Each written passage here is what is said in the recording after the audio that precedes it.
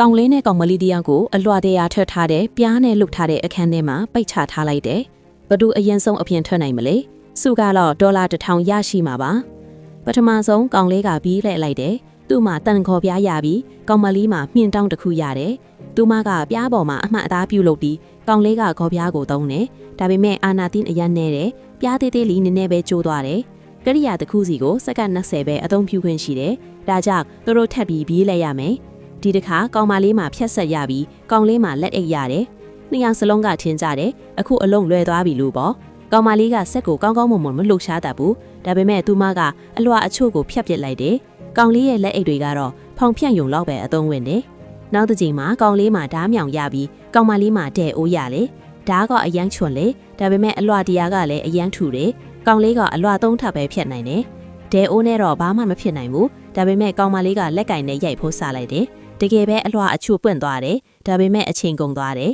။ထပ်ပြီးလက်ရမယ်။ဒီတစ်ခါကောင်မလေးမှာပြက်ပြုတ်ရပြီးကောင်လေးမှာပစိန်ရတယ်။ကောင်မလေးကဖောင်ကိုရေစုအောင်လုပ်ပြီးကောင်လေးကပစိန်နဲ့ခုတ်ဖို့စားတယ်။အတွင်းကနေအယောင်ဆုံးဖောင်တွေထွက်လာတယ်။နှစ်ယောက်စလုံးကထင်ကြတယ်။တခုခုအထူးအဆန်းရှိမလားလို့ဒါပေမဲ့အဲ့ဒီလိုမျိုးဘာမှမရှိဘူး။နောက်တစ်ချိန်မှာကောင်လေးမှာလျှက်စစ်လှဲ့တန်ရပြီးကောင်မလေးမှာဘူးတဘူးရတယ်။ကောင်လေးကလှဲ့တန်နဲ့အလွှာအများကြီးကိုဖျက်ပစ်လိုက်တယ်။ဒါပေမဲ့ဘူးနဲ့နေရန်ကိုဘယ်လိုကျိုးမလဲတထပ်မှမကျိုးဘူးပြီးတော့ကောင်မလေးမှာမီးပူချောင်းတားရပြီးကောင်လေးမှာပစိန်ငယ်လေးရတယ်ကောင်မလေးကနေရန်ကိုအားပြင်းပြင်းနဲ့ရိုက်တယ်ဒါပေမဲ့ဓားနဲ့ဘာအကျိုးသက်ရောက်မှုမှမရှိဘူးကောင်လေးရဲ့ပစိန်ငယ်လေးကတိတ်အသုံးမဝင်ဘူးဒါပေမဲ့သူကအလွှာအချို့ကိုခွဲထုတ်လိုက်တယ်အခုကောင်လေးမှာလျှက်စစ်လှဲ့တန်ကြီးရပြီးကောင်မလေးမှာပစိန်ကြီးရတယ်ကောင်လေးကဝိုင်းဝိုင်းပုံစံဖြတ်ပြီးအလွှာဓားစင်နဲ့ချီကိုခွဲထုတ်လိုက်တယ်အပြင်ထွက်လို့ရတော့မယ်အခုကောင်မလေးပစိန်ခုတ်ယုံပဲလို့တော့တယ်ဒါပေမဲ့ပစိန်ကအရင်လေးတာလားဒါမှမဟုတ်သူမမှာအားနေနေတာလားသူမကပစိန်ကိုမ